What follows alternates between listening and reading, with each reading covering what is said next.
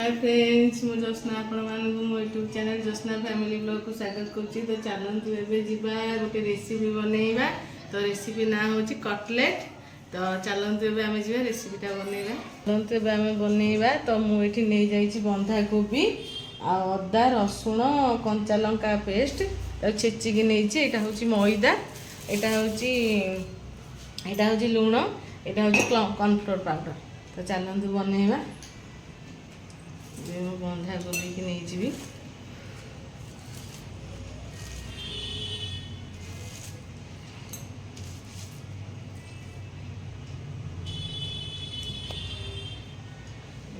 मैदा चामच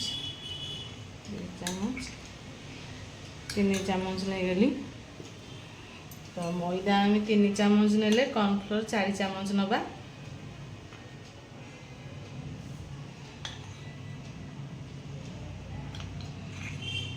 मैदार quantity कम आ cornflour quantity अधिका कले test भल आसो। ये मु अदा रसुण कंचा लंका पेस्ट नहीं जी नहीं गली। चलते तापर टिके कलर हाँवाई टिके नहीं जावा ऑरेंज कलर। तापर लुण स्वाद अनुसार आपड़ ये लुण मु गोटे चामच नहीं 1.5 चामच। तो चलतु फेंटा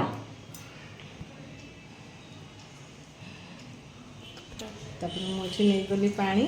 तो चलतु ए आम नवा।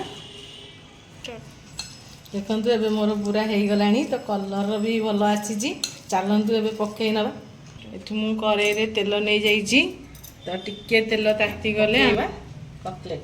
चलते देखा तेल तातिला ना। तो देखो तेल आमर ताती आसला। तो चलते पकई नवा।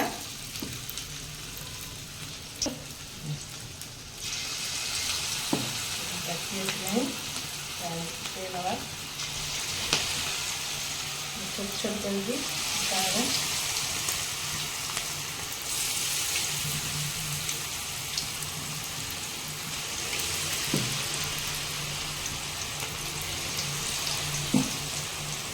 देखो केते सुंदर भाव सी गला।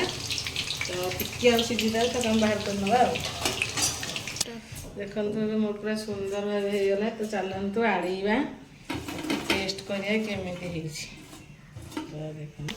चलतु जा देखु ये मु टमाटो सॉस बेसर सॉस चलतु जा खाइया कौन लगे टेस्ट।